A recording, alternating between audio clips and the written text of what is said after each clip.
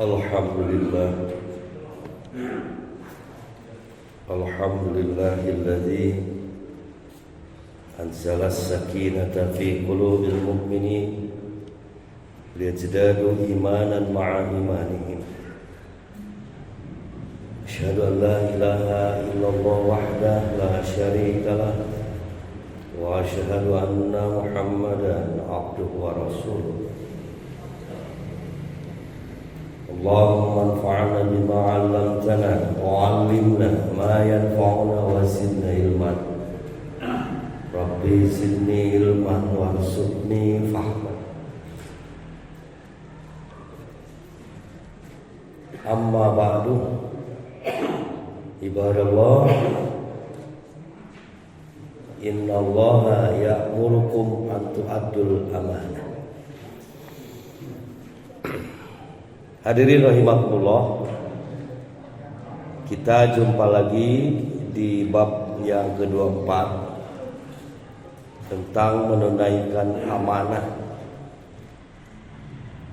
Ada dua alat yang Allah titipkan kepada kita.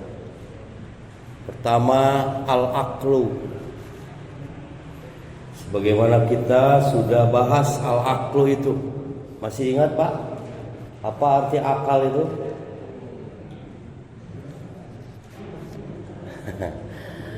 Sepertinya Bapak melupakan atau lupa ini Pak.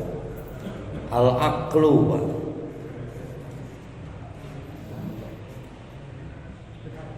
Akal. Jadi kita sering berbicara masalah akal, tapi tiba-tiba ditanya arti akal lupa atau tidak tahu. Tidak tahu ya Pak, lupa lagi. Ya, al-aqlu itu bahasa Arab Pak, berarti diartikan harus pakai bahasa Arab. Al-qasdu, al-aqdu maksud saya. Aqdu itu artinya mengikat. Jadi setiap apa yang kita raba itu diikat oleh akal. Setiap yang kita lihat diikat oleh mata, diikat nanti oleh akal. Setiap yang didengar oleh telinga diikat oleh akal. Setiap yang kita cium di ambung Pak itu diikat oleh akal. Maka keluarlah ungkapan-ungkapan itu lewat mulut. Apa namanya? Taswir. Apa taswir Pak? Kertas satu kan bisa mengucapkan kertas taswir. Kata siapa? Kata akal begitu. Sampai ini disebut air kemasan. Nah itu tuh kata akal, bukan kata bibir. Makanya akal ini gunakan untuk sesuatu yang baik. Karena pada dasarnya manusia itu baik Pak, tidak ada yang jahat. Satu, al-aqlu. Dua, al-qalbu. Nah ini yang agak sulit Pak. Al-qalbu itu saya juga pernah menerangkan. Cuman Bapak pura-pura lupa. Kalau pakai qaf itu artinya ruh hati. Tapi kalau pakai kaf jadi anjing. Iya, artinya di anjing Pak. Kalbu, kolbu beda. Nah, kalau al-qalbu nanti ruh hati, apa fisiknya? Kabidun. Kabid itu fisik hati. Makanya kalau kita membeli hati yang fisiknya kelihatan, namanya kabidun. Tapi nanti tempatnya disebut sodrun. Sodrun juga nanti diartikan hati. Makanya nanti ada ungkapan hati-hati dengan hati. Bisa jadi hati yang fisiknya kita lihat, tapi belum tentu dia baik. Bisa jadi tempatnya hati kadang-kadang kita tidak bisa menempatkan hati ini pada perkara yang baik. Tapi pada asalnya hati itu baik, Pak. Makanya nanti ada semacam ungkapan dalam Al-Quran, ayat Quran, ala bidzikrillahi tatmainnul qulub, ruh hati. Makanya nanti hati itu naik, Pak. Bapak semangat itu ngajinya, Pak. Sholat juga biasanya sholat yang wajib saja tiba-tiba Bapak jadi dengan tahiyatul masjid, bahkan dengan ba'danya Bapak lakukan, itu sedang naik hatinya, Pak. Tapi tiba-tiba Bapak sholatnya yang wajib saja, itu barangkali sedang yankusu, turun. Mana yang turun naik itu, kabidun atau kolbun? Nah, kalau kabidun nanti kelihatan ke depan hati fisiknya nolol banyak. Kalau ke bawah bisa disebut wasir, Pak. Iya, kalau ke bawah, wah lagi wasir berarti yankusu, sedang naik nolol menjadi seperti lidah. Gak mungkin kalau fisik seperti itu. Makanya nanti Nabi mengatakan qalbun itu pada dasarnya adalah pikiran kedua setelah akal. Jadi kalau akal nanti bisa melakukan pekerjaan lewat mata, lalu mulut, hidung, bahkan tangan ini, hati yang akan menjadi rem. Remnya itu hati. Kata akal cabok, kata hati jangan, nanti kena HAM, hak asasi manusia. Itu hati yang berperan, Pak. Makanya ketika akal nanti cocok dengan hati, itulah yang disebut mukmin sejati. Surat apa ya, Pak? Al-Anfal, Pak ya. Alladzina yu'minuna bil ghaib, alladzina yuqimunas sholata wa mimma razaqnahum yunfikun, ulaika humul mu'minuna haqqan. Cocok akal dan hatinya. Nah, apabila dibacakan Quran, wajilat qulubuhum wa idza tuliyat alaihim ayatu zadathum imanan. Itulah pergerakan hati. Makanya saya berdoa kepada jamaah hari ini yang mungkin hadir, semoga istiqomah hatinya, Pak. Tidak berubah-ubah. Sebab yang akan kita bahas nanti, siapa orang yang suka merubah hati. Yang asalnya baik, justru dia menjadi pengecut, menjadi pembelot, menjadi orang-orang yang tidak menyadari bahwa pekerjaan itu adalah pekerjaan yang hina, pekerjaan yang terlarang dalam agama. Baik, kita baca dulu ayatnya, Pak. Surat An-Nisa ayat 58. A'udzu billahi minasy syaithanir rajim.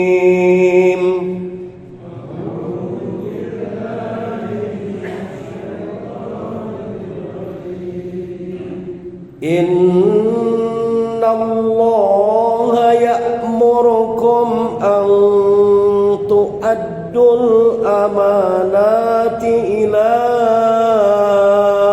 ahliha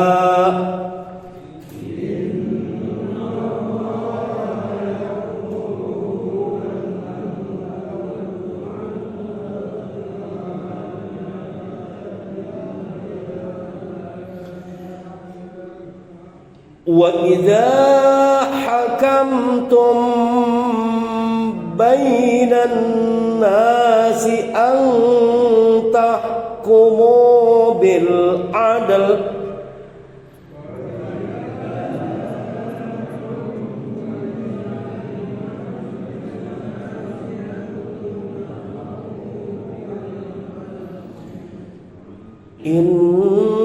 innallaha ni'ma ya'dukum bih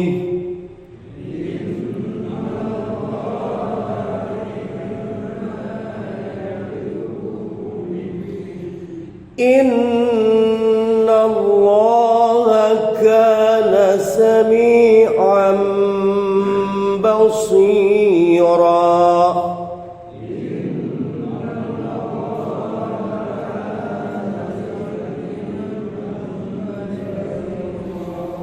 Alhamdulillah, semoga jadi pahala Bapak Pak ya.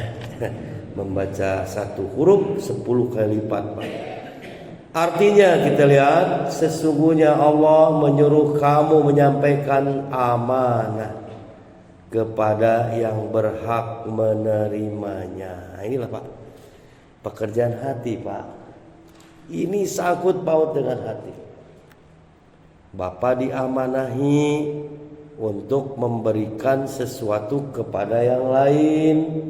Tentu saja kalau dianggap berat, ya berat.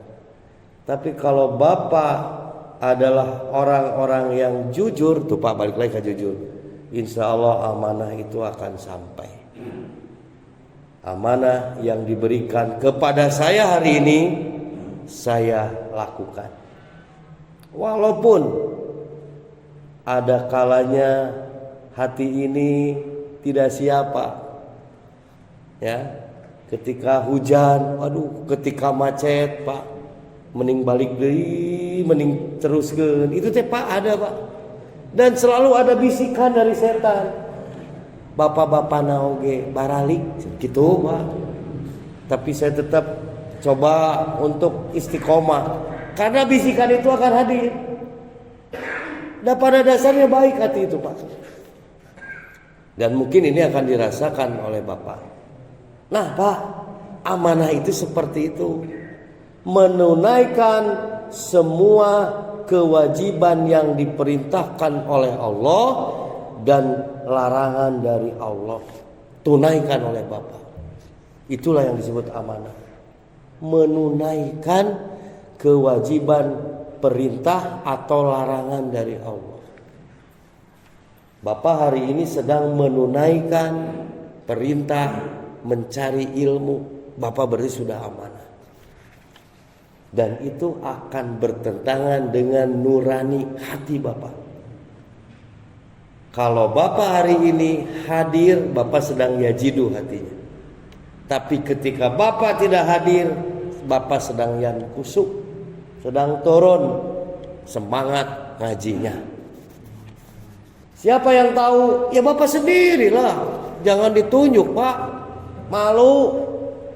Ada bangsat Pak, maling. Tiba-tiba dia sudah insaf. Kita tunjuk. Nah ini bekas maling, sakit hati Pak. Walaupun disebut bekas maling. Sok coba ke Bapak. Kalau bohong, ini mantan preman ini. Kalau mantan preman adalah mantan ustadz cenah ieu. Waduh. Mantan ustadz jadi preman. Pak, kalau sesuatu ditunjuk itu pasti ada konsekuensi logis, bahkan dia akan merasa malu. Tanya saja kata Nabi, istafti qalbaka. Tanya sama hati, sudahkah kita berjuang? Sudahkah kita mempertaruhkan hati ini untuk menunaikan amanah Allah? Ada berapa Pak kewajiban yang Allah berikan kepada kita Pak? Banyak atau sedikit Pak? Amanat Allah yang wajib ada berapa? 5 Pak. Syahadat, salat, zakat, puasa, ibadah haji. 5 Pak kewajiban kita teh. Ya, makanya nanti ada seorang sahabat bertanya, atadkhulunal jannah, apakah saya masuk surga ya Rasulullah dengan 5 kewajiban yang saya tunaikan tanpa salat sunat? Kata Nabi, bala, cukup. Kamu masuk surga dengan kewajiban itu. Puasa, salat yang wajib saja, puasa yang wajib saja, lalu zakat yang wajib saja, ibadah haji juga yang wajib saja, cukup kata Nabi. Tidak dipersulit oleh Nabi. Cuman Anda tidak mendapatkan bonus. Kan bonus itu untuk mengangkat derajat Pak. Tapi jangan kebablasan, saking ingin bonusnya sholat naon dipakai ku bapak, jangan pak. Perhatikan nanti amanat dari Nabi, sholat apa saja, puasa apa saja, ibadah haji yang mana saja, itu akan diterangkan oleh Nabi kita yang wajib-wajib. Bapak sudah pantas masuk surga pak, asal yang 5 perintah ini dilaksanakan, itu kewajiban. Kalau kita bisa menganalogikan, seseorang bekerja pak dari jam 8 sampai jam 3 dapat gaji mal pak. Dia bekerja jam 8 pulang jam 3 dapat gaji enggak? Tapi dia lemburan pak, lu wajib itu dilakonan, tidak dilaksanakan. Dia mulai bekerja jam 4 sampai jam 12 malam, dapat lemburan tidak pak? Anu pokoknya gitu digawekeun. Dia tidak hadir yang wajibnya, tapi datang jam 4, diambilnya itu yang sunatnya saja, atau yang disebut operwerah kalau dulu itu pak. Ya operwerah itu kalau lembur dibayar nggak oleh perusahaan? Nggak mungkin. Atau dan wajibnya tidak dilaksanakan, sama kepada Allah juga. Bapak yang idahin saja dilakonan, atau Jumat saja. Suka sholat saya Jumat saja, dan Idul Fitri serta Idul Adha. Yang 5 waktu ditinggalkan, dapat pahala tidak? Nggak mungkin pak. Iya, makanya nanti yang wajib itu dia akan memasukkan ke dalam surga, kata Nabi. Atadkhulunal jannah, maka kata Nabi, bala, dia wajib masuk surga. Nah barangkali kaitan nanti dengan sholat sunat, dengan puasa sunat, lalu umroh sunat. Ada lagi pak, ibadah haji sunat? Ada, kalau sudah 2 kali sunat pak. Nah itu semua bisa dilakukan sebagai penambal amal yang wajib kita. Yang bolong-bolong yang wajib ditambah dengan yang sunat. Insya Allah pak, bapak mah ditambahnya bukan dengan sholat sunat, tapi yang fardu tolabul ilmi 30 menit pak. Kalau sholat kan 5 menit itu juga elekesekeng ya pak ya. Naon elekesekeng pak bahasa Sunda Indonesianya? Sudah tidak kuat kaki, itu 5 menit. Tapi kan kalau ngaji, kaki di ke depan kan bebas pak, silakan. Mau tidur juga nggak akan dilarang oleh saya pak. Yang penting bapak melakukan yang wajib 30 menit pak. Nggak ada mencari ilmu hukumnya sunat, wajib pak mencari ilmu itu. Itu mungkin tambahan bapak itu. Wah itu surga lagi Firdaus banyak. Insya Allah Firdaus pak. Tapi setan akan terus berupaya kepada bapak agar bapak walaupun sholat ataupun ngaji, hati bapak jadi bangga. Tuh lihat, biasa yang suka ngaji nggak ada. Bapak teh ngomong, kamu nawai atau orang ngaji. Wah, seolah-olah bapak numpang solehna. Hati-hati, itu setan pak. Bapak teh ahli ngaji tapi kepada orang lain cedihan. Jangan pak. Eta mah khusus ke ustad we hungkul. Ngajakan, ya ngaji. Bapak mah enggak usah. Biarkan orang lain yang ngaji ataupun tidak ngaji, jangan kita omong. Setan itu kadang-kadang bukan melarang sholat, tapi menyuruh sholat. Kenapa bapak sholat? Ayah bupati. Tuh, bapak sholatnya karena ada bupati. Kenapa bapak hari ini ngaji? Karena ada orang penting ada di sini. Wah, celaka pak. Setan akan menggoda seperti itu ke dalam hati kita. Makanya jaga pak, bersihkan, ikhlaskan bapak hari ini ngaji kepada Allah Subhanahu Wa Taala, agar pahalanya ya luar biasa nanti digaji oleh Allah Subhanahu Wa Taala. Baik pak, kita lanjut. Dan menyuruh kamu apabila menetapkan hukum di antara manusia, supaya kamu menetapkan dengan adil. Saya pernah menerangkan adil itu tidak mesti seimbang. Adil itu kadang-kadang harus sakit hati dari putusan keadilan. Makanya kalau ingin seimbang, bukan adlun namanya, tapi kistun. Ya. Tapi di kita sudah jadi kantor pengadilan. Kalau bapak masuk ingin melakukan perceraian, contoh ini mah dengan istri yang mengajukan, siapa yang bahagia pak? Istri atau suami? Apakah dua-duanya menjadi bahagia setelah diputuskan cerai? Tak mungkin, pasti ada satu keadilan yang diberikan oleh hakim. Dimenangkanlah istri, maka bahagia istrinya. Bapak jadi sulit. Itulah adil pak. Adil itu menyakitkan satu belah pihak. Pertandingan Persib, wah eleh wae pak. Itu wasit itu adil tidak?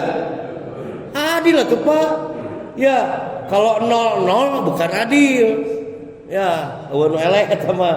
Tiba-tiba eleh 2-0, adil pak, piriwit. Kalah Persib. Jangan sakit hati. Itulah yang disebut adil. Keputusannya seperti itu. Makanya pengadilan. Kalau Allah nanti bukan pengadilan, tapi pengkistian. Kistun namanya pak. Kalau ingin enak dua-duanya, kistun namanya. Ya, adlun gitu pak. Nah, dalam menyampaikan sesuatu amanah itu kadang-kadang diterima dengan enak ataupun tidak enak. Itulah adlun namanya. Kalau bapak punya istri 4, harus adil? Iya, yang adil itu menyakitkan 3 istri dan menyenangkan 1 istri. Kenapa? Yang paling muda, yang paling dimanja. Ya, yang ketiga sudah mulai tidak enak sama suami ini yang punya istri 4. Kan di dia mah teu aya nu 4 istrinya banyak. Insyaallah hiji oge eta ge. Yang mudah-mudahan sampai di akhirat Pak kita doakan. Istri solehah itu kata Nabi, bidadari surga yang paling cantik itu adalah dia yang beribadah di dunia. Maka dia akan menjadi bidadari surga. Siapa? Istri kita. Mudah-mudahan sampai di akhirat Pak ya istri kita dengan Bapak. Insya Allah. Baik. Sesungguhnya Allah adalah maha mendengar, lagi maha melihat. Sami'an basiran. Nanti suatu hari saya akan bahas tentang sami'an dan basiran. Ya, suatu hari nanti akan saya bahas itu. Hari ini saya akan masuk dulu ke hadisnya karena waktu juga nih agak mepet-mepet Pak, tinggal 10 menit lagi. Hadis pertama, an Abi Hurairah radhiyallahu anhu anna Rasulullah sallallahu alaihi wasallam qala ayatul munafiqi salasun idza haddasa kadzdzaba wa idza wa'ada akhlafa wa idza tumina khana, muttafaqun alaihi. Dari Abu Hurairah bahwasanya Rasulullah sallallahu alaihi wasallam bersabda, tanda orang munafik itu 3 macam. Tanda Pak ya, awas, ini tanda, bukan berarti Bapak harus menunjuk orang itu munafik. Hati-hati Pak. Karena kalau Bapak nuduh orang munafik, kembali lagi kepada Bapak. Wah, sudah di jamaah ada yang munafikin, nggak boleh Pak. Hati-hati Pak. Tapi Nabi menerangkan ciri. Ciri itu bukan menunjukkan dia pelakunya, bukan Pak. Karena ini kadang-kadang gitu, kadang-kadang bukan memastikan ciri itu. Tanda orang munafik itu ada 3 macam, yaitu jika ia ngomong suka dusta, kalau ngomong suka bohong. Ustaz nanti Jumatan ya, tiba-tiba ke Pak Haji Bambang, aduh Pak Haji tinggal 10 menit lagi, saya nggak bisa ini, ada jadwal lagi. Kan kalau nanti Pak Haji Bambang, aduh gantinya siapa ini? Nah ini perlu dipertanyakan Ustaz seperti itu. Karena dia tidak amanah. Padahal dari beberapa bulan dikasih tahu. Hati-hati, Ustadz juga manusia. Sok aya bohongna. Tapi bukan orang munafik itu. Ciri, ya Pak. Ciri atau tanda orang munafik itu kalau ngomong suka bohong, Pak.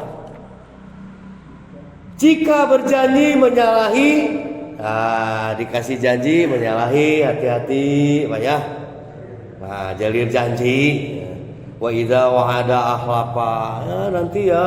Makanya ungkapan insya Allah ini bukan untuk menjadikan satu kebohongan atau tidak menepati janji, barangkali Allah memberikan tugas yang lain. Makanya jangan lupa insya Allah Pak, saya akan berupaya untuk hadir. Nah begitu Pak. Karena takut kita diberi tanda orang munafik.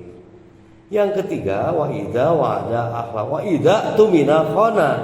Apabila ia amanati, dipercaya untuk memegang sesuatu amanat, lalu khianat. Ini Pak, amanat itu berarti urusan dengan hati.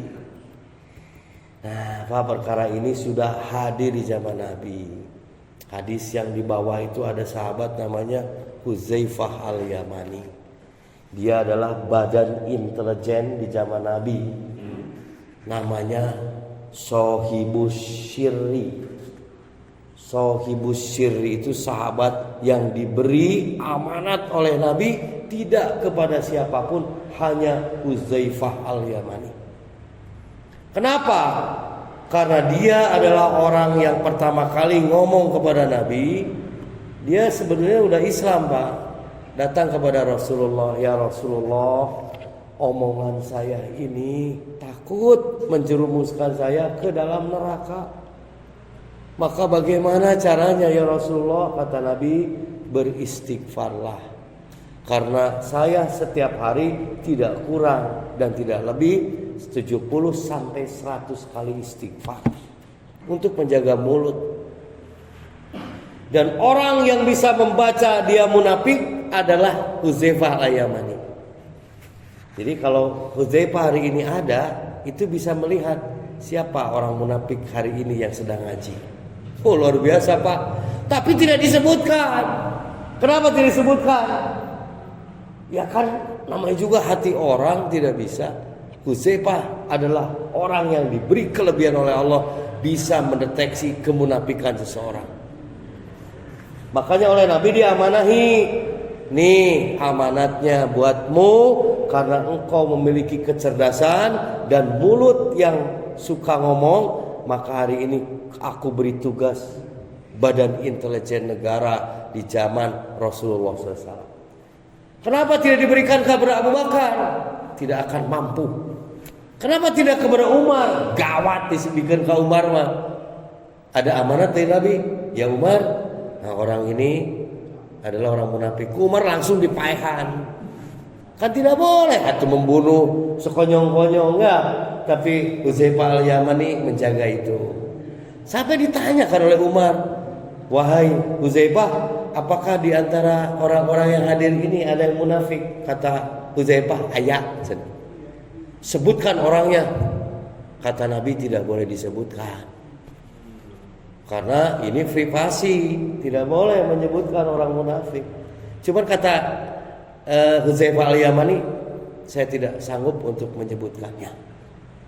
Makanya nanti ketika Nabi setelah meninggal, Umar itu kalau ingin menyalatkan seseorang, kan tidak boleh Pak menyalatkan orang munafik itu.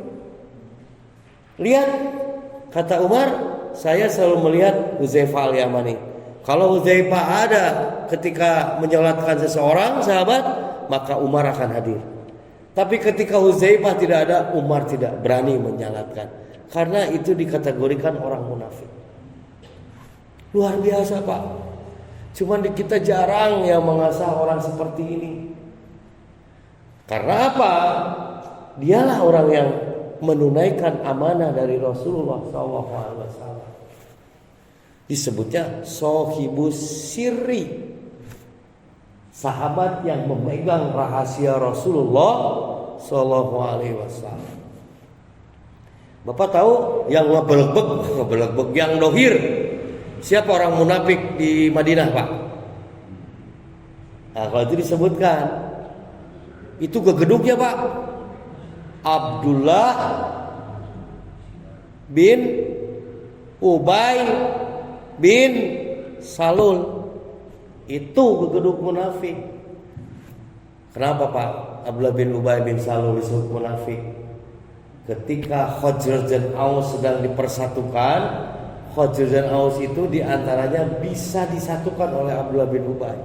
Tapi kenapa ketika Muhammad datang ke Madinah dia jadi presiden? Mana jatah saya jadi wakilnya tuh minimal? Nah, sakit hatilah Abdullah bin Ubay. Maka menjadi oposisi, Pak. Dia menyerang Rasulullah di belakang dengan cara menghembus kepada sahabat-sahabat Nabi. Makanya nanti di perang Badar, di perang Uhud Pak kalau nggak salah, umat Islam menyiapkan 1.000 orang, tapi yang tidak hadir, yang belot mengikuti Abdullah bin Ubay ada 300 orang. Berarti di perang Uhud itu hanya 700 orang. 300 terbawa oleh Abdullah bin Ubay bin Salul. Ini bukti orang munafik disebutkan oleh Rasulullah SAW. Setelah itu tidak ada disebutkan lagi oleh Rasul, hanya dititipkan kepada Hudzaifah al-Yamani. Ya Pak ya, mungkin di masjid ini ada orang-orang yang seperti itu.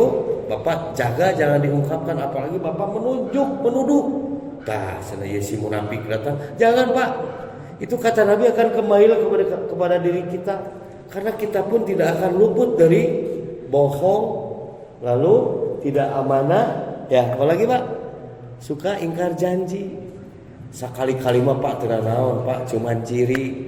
Tapi kalau Bapak sudah membiasakan diri jadi tukang bohong, jalir janji, tidak amanah, diperkirakan Bapak ini akan seperti Abdullah bin Ubay bin Salul. Nauzubillah.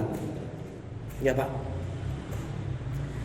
Nah, makanya nanti ketika meninggal dunia Abdullah bin Ubay bin Salul itu memohon kepada Nabi, "Ya Rasulullah, selimuti aku." Pak, ketika mau diselimuti dengan kain yang dipakai oleh Nabi, Umar yang marah.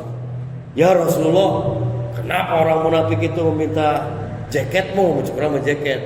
"Tidak apa-apa, wahai Umar, ini sebagai hablum minan nas." Lalu menyolatkan Abdullah bin Ubay. Umar marah lagi.